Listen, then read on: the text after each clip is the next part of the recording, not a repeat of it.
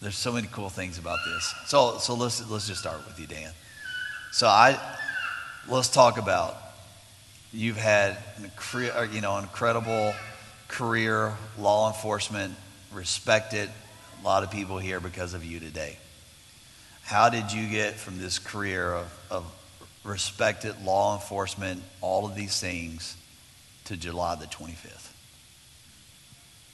Well, as most of you know, before I start, I have to recognize a few people. This is an amazing turnout. Thank you so much. I got my father and mother-in-law, Chad and Arlene Hensley, that are my parents, I guess. I love them so much. And Diane and John, sister to Danielle. There are 4 people in this room that basically, through their leadership, made my accomplishments possible.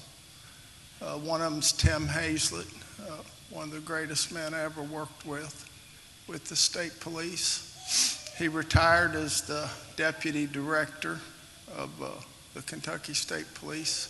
Karen Kelly's here somewhere.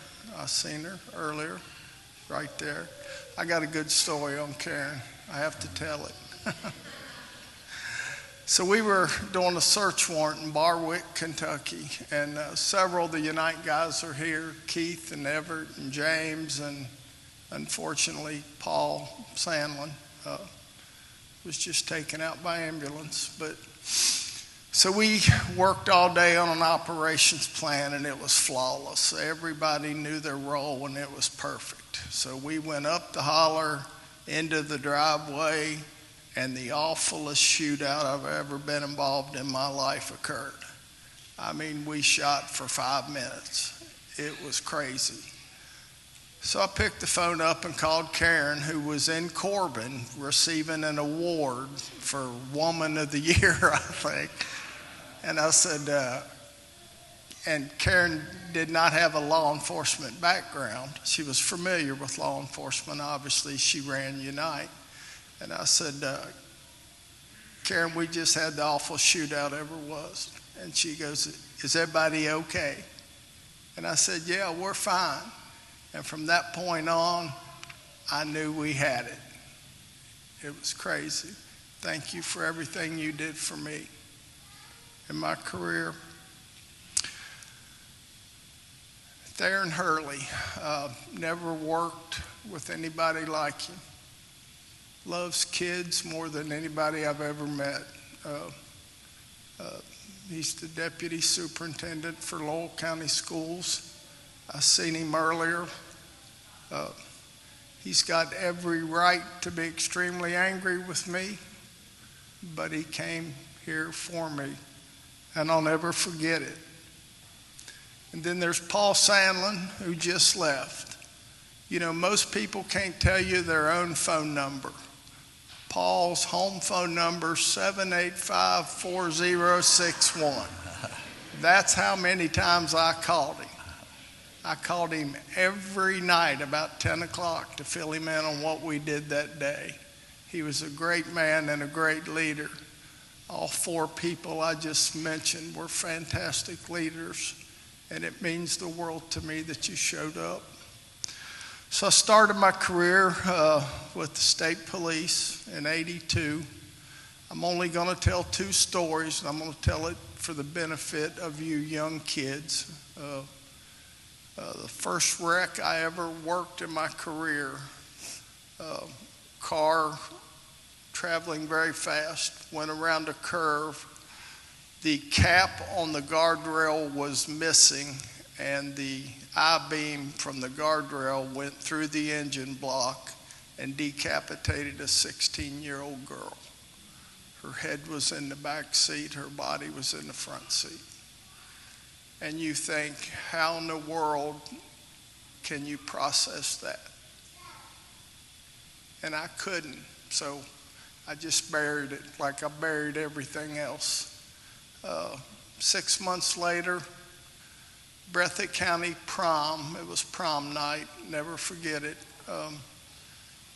2 two couples had been to a pre-prom party, which they had been drinking, came around a curve on about 80 miles an hour, hit a car head on, killed the mother and daughter in that car. A kid, 16 years old in a tux, was staggering on the highway. And I said, man, he's drunk. He's drunk as he could be. And the closer I got, I noticed that there was something else wrong. And he put his hand out towards me, and I grabbed his hand, and he pulled himself into me, and I could feel his heartbeat. And it was beating 1,000 beats a minute. And he put his head on my shoulder, and I looked over, and the back portion of his skull was gone. And his heart quit beating, and he died in my arms.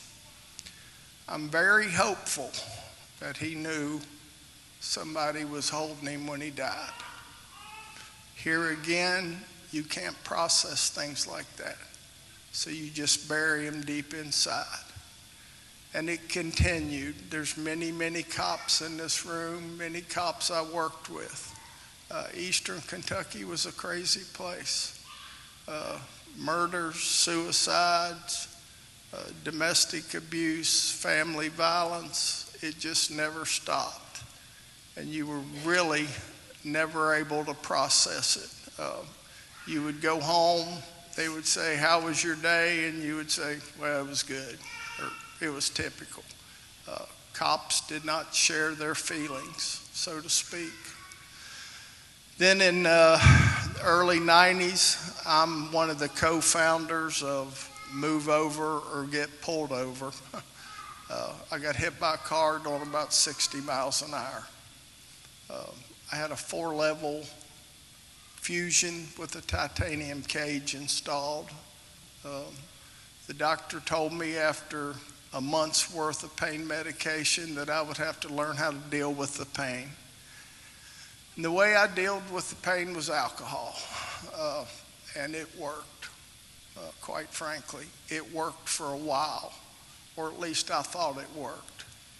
So when I went back to work, I was assigned to narcotics. That's where I spent the vast majority of my career was in narcotics. I was assigned to the FBI task force. We did public corruption for probably 8-10 months, arrested sheriffs, judges, county judges, city policemen, had a lot of luck. We then moved to narcotics. Mexican cartels were flooding eastern Kentucky with narcotics. We actually purchased 1,000 pounds from a lieutenant with the Mexican cartel. Some of those busts went good. Some of them didn't go good. Fortunately, most police officers never have to discharge their gun in the line of duty. That wasn't necessarily the case with me. I never got that lucky. But very, very stressful. There were some cases I was away from home for weeks. There was one case, believe it or not, 4 houses up from my in-laws. I lived in an ice house for 6 months, and we purchased Mexican cocaine for 6 months. So my KSP days were winding down. I was given the highest honor the state police gives. I was named the statewide Trooper of the Year. The greatest honor they give. And it was presented to me by Tim Hazlett, by the way. So then I went to Unite. Unite was formed by Congressman Hal Rogers, and it was due to the pill epidemic, OxyContin, many other drugs flowing into eastern Kentucky. We had 32 counties and 35 officers. We went, James and Everett and Keith, we went from 7 a.m. to 10, 11 o'clock at night. We did 2 or 3 search warrants a day. We kicked doors in every county you could ever imagine. And we got really good. We could clear a house in 20 seconds. Some of those went good, some of them didn't go so good. Here again, I use job stress as an excuse to drink. Fortunately, we worked so much, wasn't able to drink that much. I worked for 44 years. I had to make notes.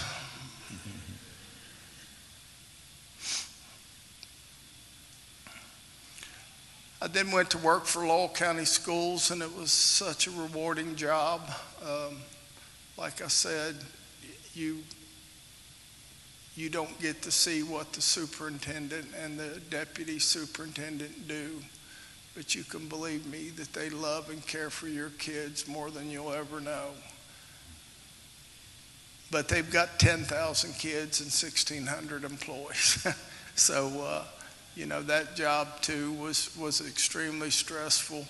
My buddy Charlie Johnson over there, there was many nights it was 10, 11 o'clock before we got home.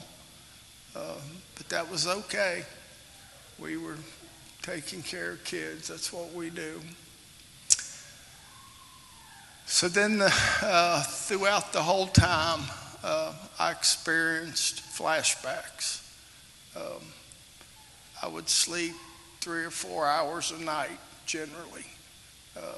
The kid in Breathitt County in the tuxedo, I dreamed about him just about every night, and I still do. As the new school year approached, I started visualizing high school kids coming into the school with guns, and I would kill them. And I didn't visualize it during the day. I visualized it during the night. And the PTSD got so bad that I could barely function. I lost all happiness. I lost all joy.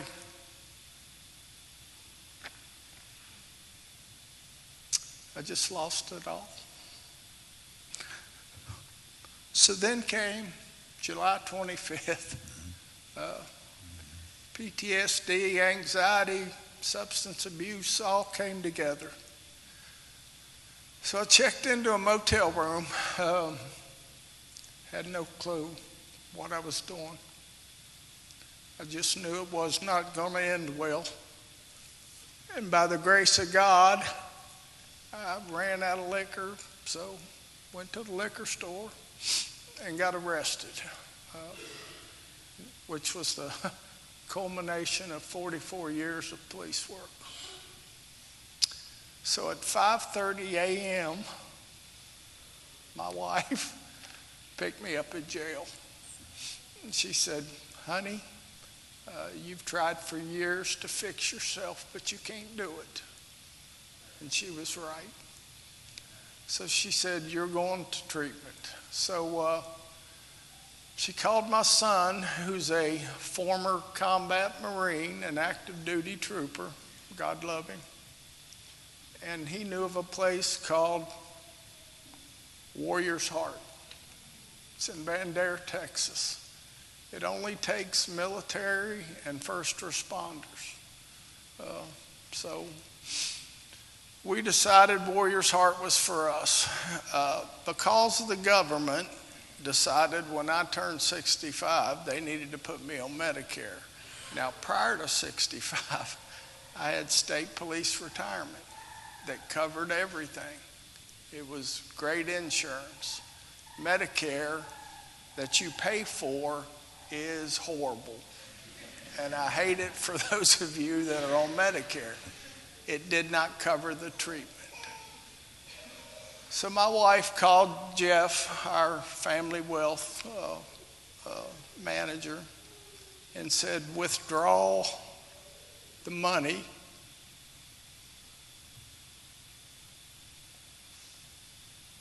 from my retirement account.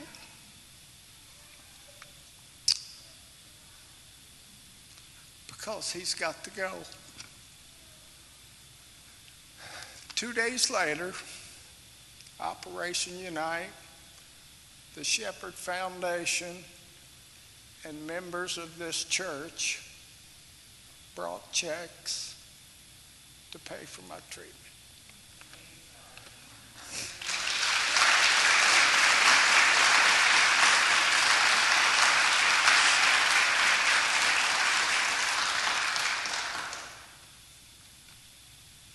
You're doing pretty good with it, my man. Now here comes the hard part. Let me have one of the tissues.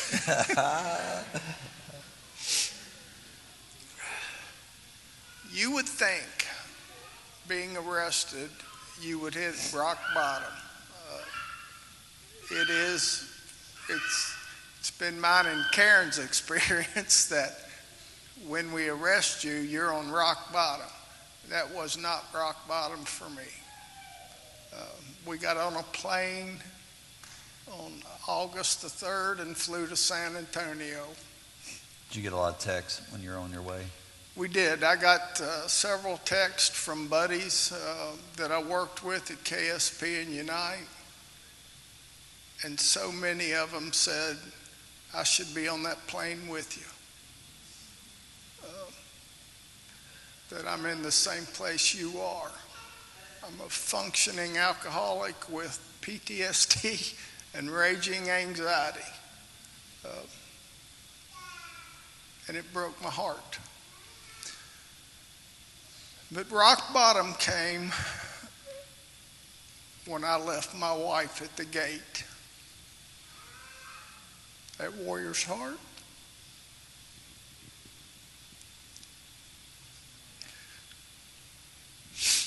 You all get to see her a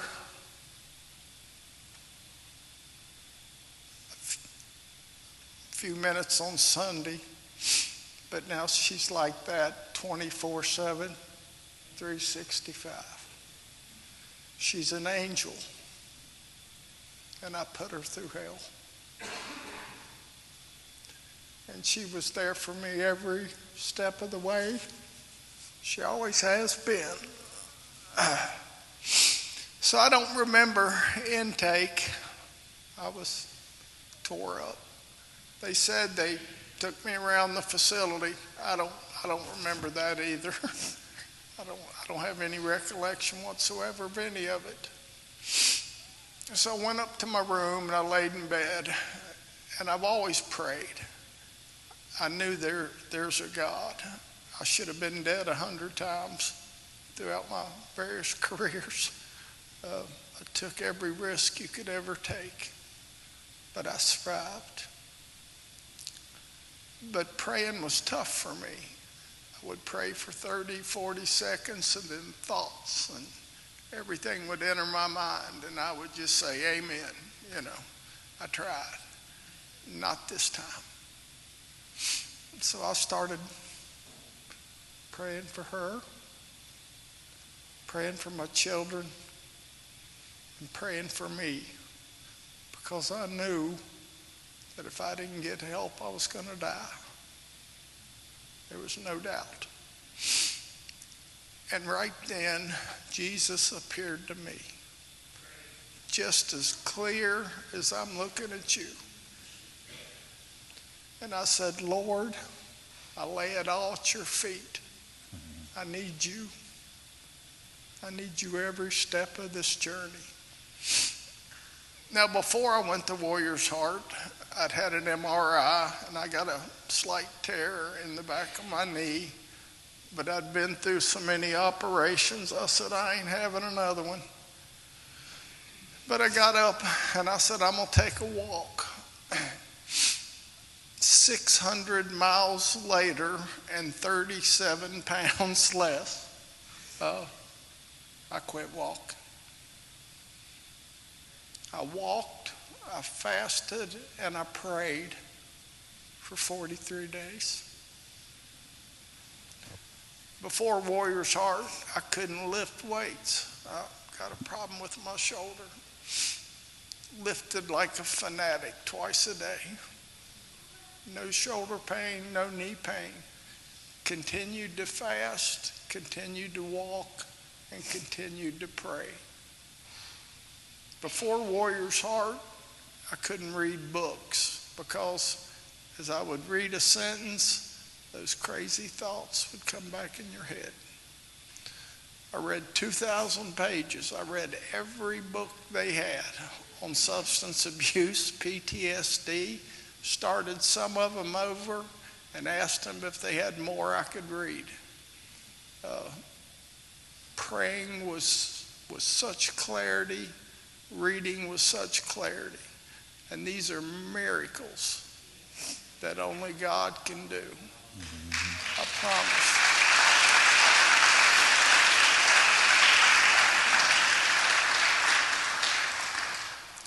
Somebody get Jeff Shepherd a Kleenex.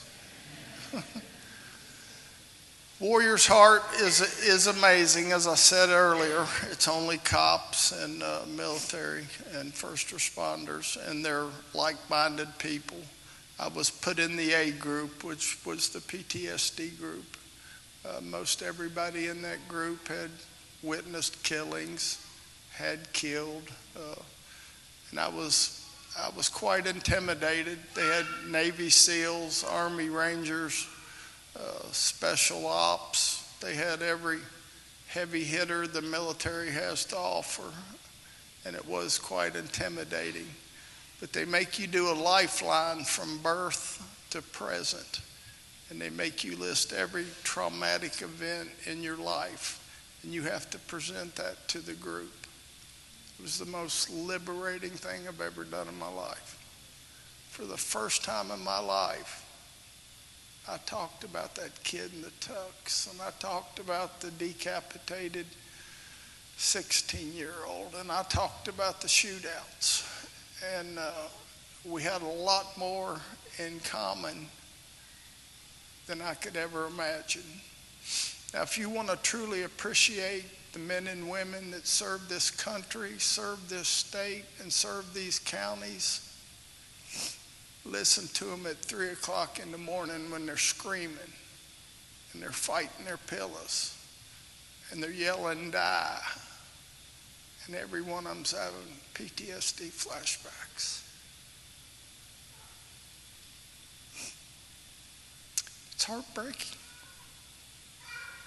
But am I cured? No. Do I have the tools to get better? I sure do. Again this morning, I got my 12,000 steps in. I got to see the sun come up. That's my new thing. I'm in love with Texas, Stacy. It has no humidity, although it's hot, but it has no humidity.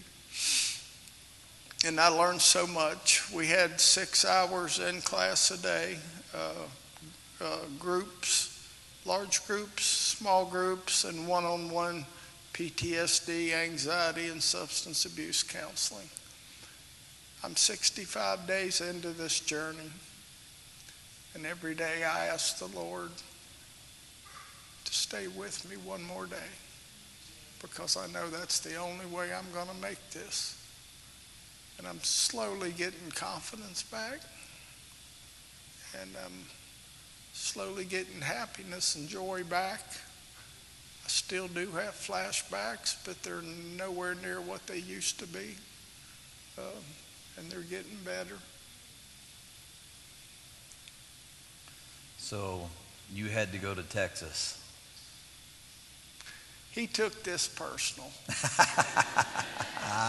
I said, "Rodney, it's a shame I had to go all the way to Texas to find Jesus."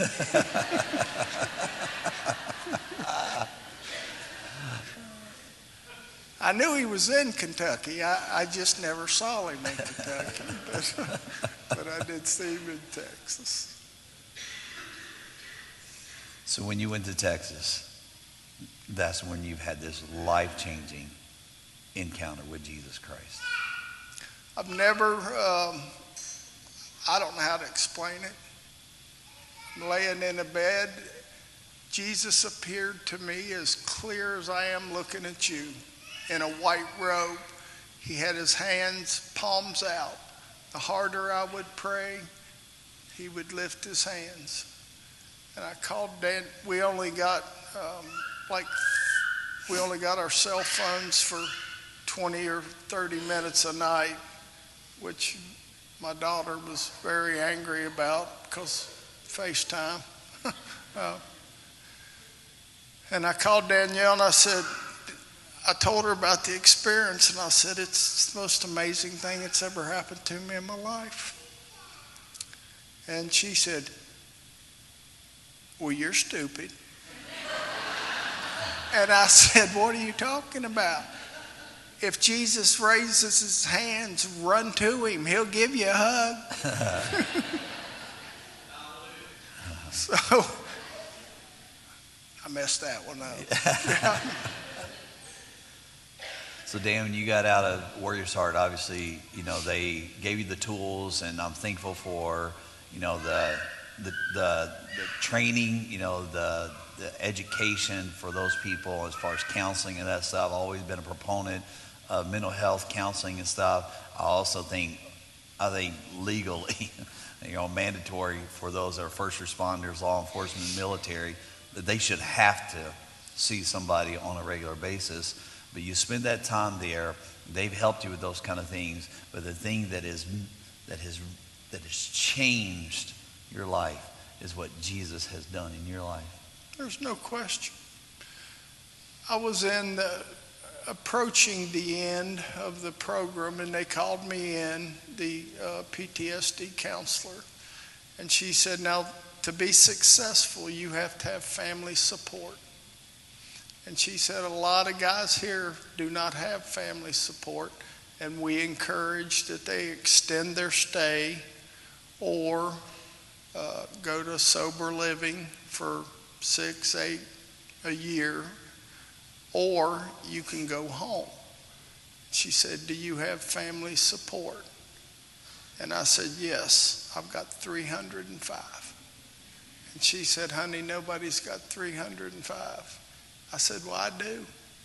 I got a wife, 4 kids, and 300 people in my church that want me home.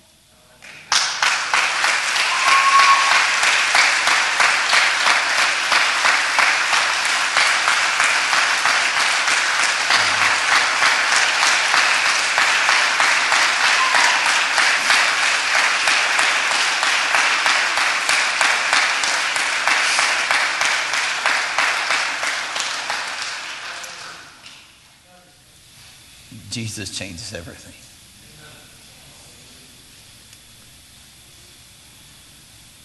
And I just want people to experience Jesus like I've experienced Jesus. Now, I'm not saying he raise his hands up to me or anything like that, so you're a little bit tighter with Jesus than I am maybe, but I know what he's done in my life, and I know what he's done in your life, and I know what he can do in people's lives.